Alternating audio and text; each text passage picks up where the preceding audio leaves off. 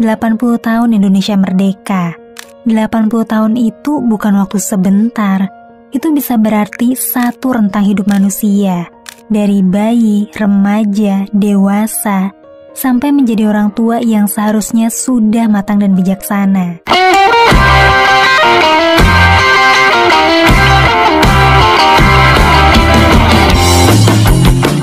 80 tahun, bukan waktu yang singkat bagi sebuah bangsa. Indonesia telah melalui 8 dasawarsa penuh gejolak, penuh harapan, penuh perjuangan.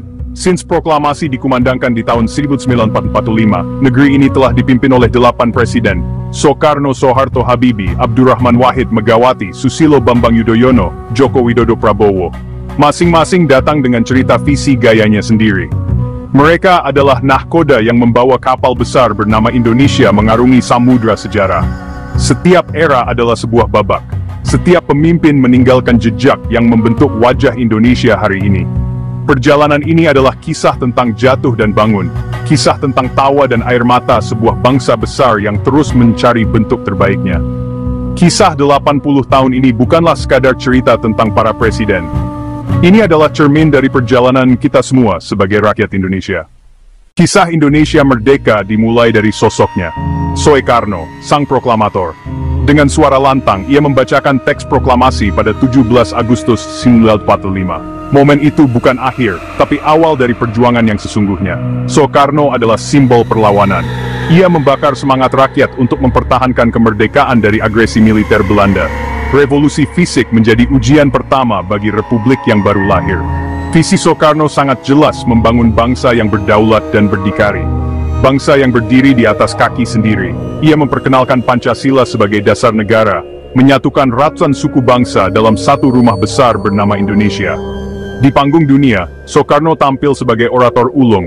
Ia menolak tunduk pada dua kekuatan besar dunia, Amerika Serikat, Uni Soviet.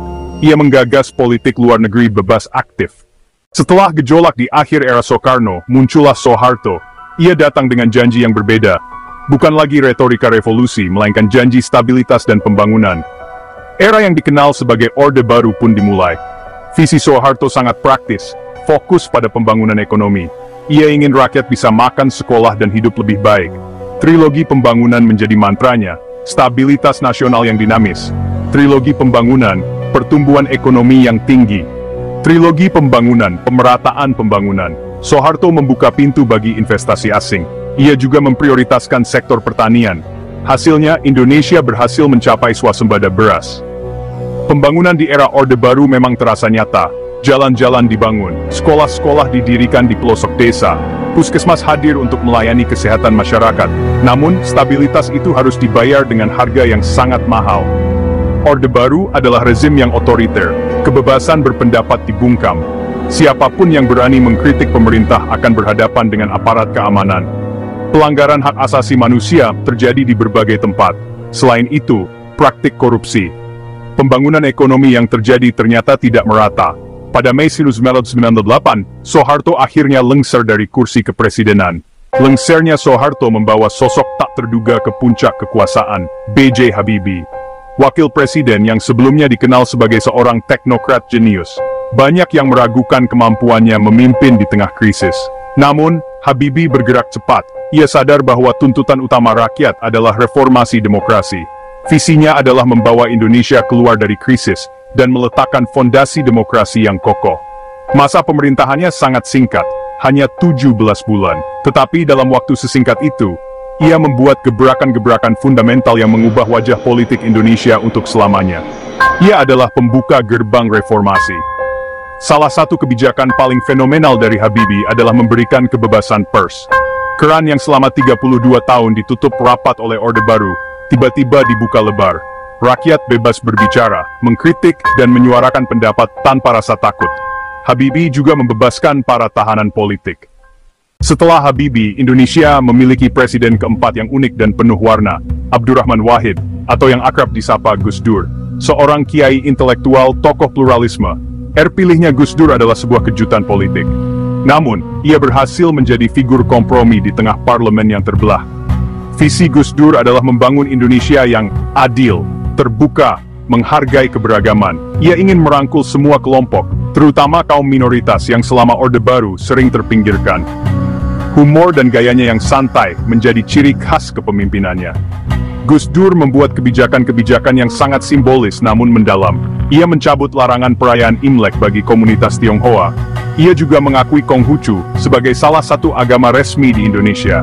Langkah ini adalah sebuah pesan kuat bahwa semua warga negara memiliki hak yang sama, tanpa memandang suku atau agamanya. Gus Dur juga mencoba pendekatan damai untuk menyelesaikan konflik namun, langkah-langkah Gus Dur seringkali tidak konvensional dan menimbulkan kontroversi.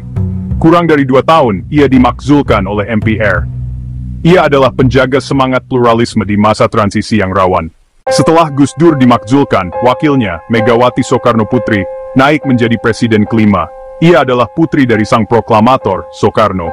Kehadirannya di puncak kekuasaan seolah membawa kembali memori tentang era pertama Republik. Namun tantangan yang dihadapi Megawati sangat berbeda. Indonesia saat itu masih berada dalam masa transisi demokrasi yang rapuh. Ekonomi belum sepenuhnya pulih dari krisis. Konflik di beberapa daerah masih terjadi. Visi utama Megawati adalah menciptakan stabilitas. Ia ingin menenangkan situasi politik yang gaduh dan memulihkan kepercayaan publik terhadap pemerintah. Gayanya cenderung hati-hati dan tidak banyak bicara.